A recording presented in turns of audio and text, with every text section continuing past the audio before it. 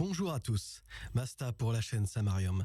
Aujourd'hui, j'ai pris une grande décision. Je me lance dans un top 5 des meilleurs mangas shonen. Et ce commentaire n'a rien à voir avec cette décision.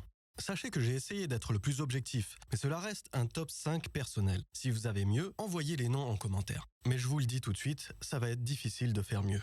Et pour que ce top 5 soit encore plus intéressant, on fait le point ensemble sur l'actualité de ces mangas que je vais vous présenter. Allez, c'est parti. En 5e position, nous avons JoJo Bizarre Adventure. Et ce n'est pas une surprise pour une personne qui a pu apprécier l'un des meilleurs arcs de tous les shonen confondus, Stardust Crusaders. Son auteur, Araki, a révolutionné le genre avec son évolution artistique constante. Des premiers arcs musclés à la Fist of the North Star, on passe à un style élégant et flamboyant qui influence même la mode dans Benteo Oreo. JoJo Bizarre Adventure raconte l'histoire de la famille Joestar, chaque partie suivant une génération différente, offrant une perspective unique sur l'héritage et la destinée. Et n'oublions pas cet élément emblématique du manga, ces manifestations d'esprit qui permettent des combats surprenants, stratégiques et parfois complètement dingues. Il n'y avait aucune chance que je ne laisse hors de mon top 5 cette saga incroyable. Et sachez que même si nous attendons encore avec impatience la date de sortie de l'arc 7, Steel Ball Run en animé, le manga est toujours en cours d'édition et en est à son 9e et peut-être dernier arc. Il y a donc de quoi se régaler pour les plus impatients.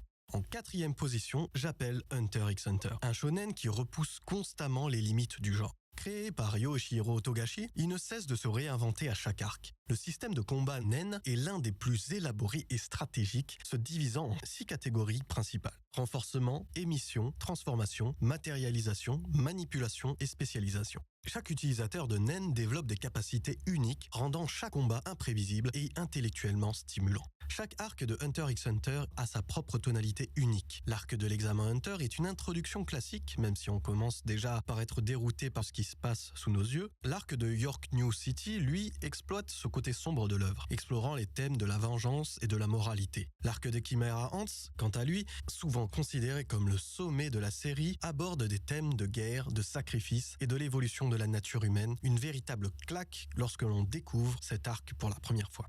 Hunter x Hunter est également connu pour ses pauses fréquentes dues aux problèmes de santé de Togashi. Bien que cela ait ralenti la progression de l'histoire, chaque recours est marqué par une qualité narrative exceptionnelle, sans parler de la précision chirurgicale du dessin, et notamment des paysages. Les relations complexes entre les personnages, comme celle entre Gon et son père Ging, ou les dilemmes moraux de Kurapika, ajoutent une profondeur incroyable à l'œuvre. Concernant l'actualité de Hunter x Hunter, elle est très riche. D'une part, nous allons avoir un tout nouveau jeu de combat 2D intitulé Hunter x Hunter Nen X Impact, dont nous reparlerons probablement sur la chaîne. Et plus important encore, pour le manga, nous avons de temps en temps des nouvelles de Togashi qui a pour le moment confirmé avoir bouclé le chapitre 405. Espérons qu'il puisse poursuivre son œuvre en gardant la santé. En 3e position, nous avons Naruto, une saga épique créée par Masashi Kishimoto. Naruto Uzumaki, un jeune ninja rejeté par sa communauté, est un hymne à la persévérance, à l'amitié et à la quête de reconnaissance. L'univers de Naruto est riche et complexe, mêlant tradition japonaise et éléments fantastiques. Les jutsu ou techniques ninja sont uniques pour chaque personnage. Naruto a joué un rôle crucial dans la popularisation du manga et de l'anime en Occident. La série a attiré une vaste audience internationale, contribuant à faire connaître la culture japonaise à un public plus large. Les personnages de Naruto, Sasuke, Sakura et Kakashi sont devenus des icônes culturelles. La première partie de Naruto se concentre sur l'apprentissage des jeunes ninjas, tandis que Shippuden aborde des thèmes plus sombres et matures, avec des enjeux plus élevés et des batailles épiques. Les thèmes de la guerre et de la paix sont profondément explorés, avec Naruto incarnant l'espoir de briser les cycles de haine et de vengeance. Personnellement, j'ai été happé directement par ce manga qui arrive à nous faire ressentir toute une palette d'émotions. Les personnages sont variés et ont un chara-design marquant. Les combats sont tout ce qu'on peut attendre d'un combat de ninja et l'histoire est prenante. Naruto est pour moi un tournant dans le genre shonen tel que nous le connaissons aujourd'hui. Pour le moment, nous n'avons toujours pas de nouvelles de la suite de l'anime Boruto, mais on reste attentif pour connaître le destin du rejeton de Naruto.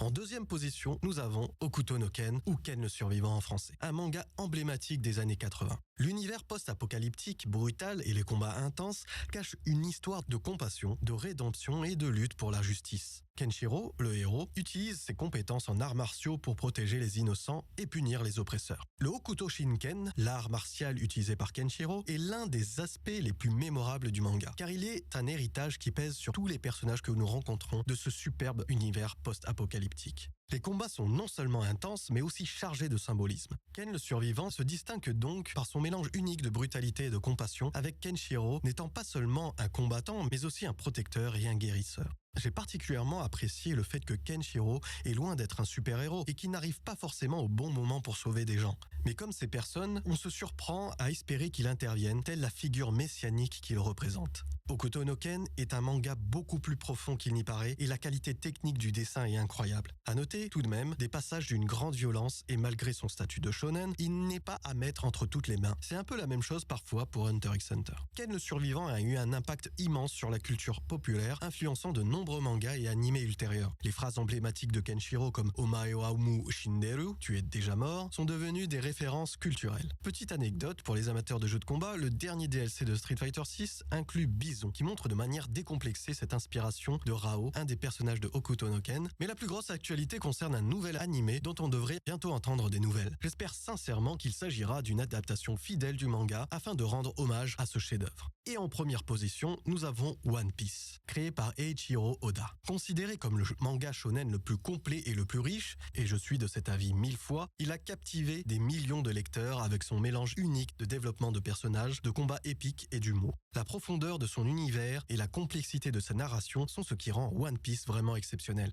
L'évolution des personnages principaux, qui sont de plus très attachants, est l'un des aspects les plus fascinants de One Piece. Luffy, par exemple, commence comme un jeune garçon impulsif avec un rêve simple, devenir le roi des pirates. Mais au fil des arcs, on voit Luffy grandir en tant que combattant et s'affirmer en tant que leader. Chaque membre de l'équipage des Chapeaux de Paille a son propre arc de développement avec des moments de bravoure, de sacrifice et de croissance personnelle. One Piece explore des thèmes universels comme la liberté, les rêves, l'amitié et la loyauté. Luffy et son équipage cherchent la liberté de naviguer sur toutes les mers et de vivre selon leurs propres terres. Chaque membre de l'équipage poursuit un rêve avec passion, symbolisant l'espoir et la détermination. Eiichiro Oda est un maître de la narration et en particulier du foreshadowing. Des éléments introduits des centaines de chapitres plus tôt trouvent leur résolution bien plus tard, créant une toile narrative complexe et satisfaisante. L'univers qu'a imaginé Oda est également exceptionnel. Chaque île visitée par les Chapeaux de Paille ayant sa propre culture, ses propres lois et ses propres problèmes. Chaque arc de One Piece apporte quelque chose de nouveau et de significatif à l'histoire globale. L'arc de Marineford, par exemple, est un tournant majeur qui change la dynamique de l'univers de One Piece. La guerre entre les pirates et la marine est épique, et les conséquences de cette bataille résonnent tout au long de la série. L'arc de Wano, récemment terminé, est une masterclass en termes de storytelling, combinant des éléments de la culture japonaise avec des intrigues politiques complexes et des combats spectaculaires. One Piece n'est pas seulement un manga, c'est un phénomène culturel. En atteignant la barre des 500 millions d'exemplaires vendus dans le monde, il est devenu le manga le plus vendu de l'histoire. Son succès a conduit à de nombreuses adaptations, y compris une série animée de 1000 épisodes toujours en cours, des films, des jeux vidéo et même une adaptation en live action par Netflix. D'ailleurs, pour ceux qui aimeraient connaître la suite, une saison 2 est en cours de production et n'oublions pas d'évoquer le nouveau remake de l'animé préparé par Wit Studio, à qui l'on doit les adaptations des premières saisons de l'Attaque des Titans et de Spy X Family. Ce qui ne sera pas une tâche facile car l'enjeu est de pouvoir faire venir un public nouveau et la longévité de One Piece n'est pas seulement sa plus grande force, mais c'était aussi sa plus grande faiblesse de ce côté-là. Bref, vous l'avez compris, même si je l'avoue, j'ai mis du temps à m'y mettre parce que j'ai été assez rebuté par le style graphique, force est de reconnaître que One Piece est le représentant numéro 1 du shonen. Je n'arrive même plus à imaginer qu'on arrive bientôt au bout du voyage. Voilà mon top 5. Si vous n'avez pas encore plongé dans ces univers incroyables, il n'est jamais trop tard pour commencer cette aventure épique. Merci d'avoir regardé cette vidéo. N'oubliez pas de liker, de vous abonner et de partager vos propres tops en commentaire. Prenez soin de vous. À la prochaine.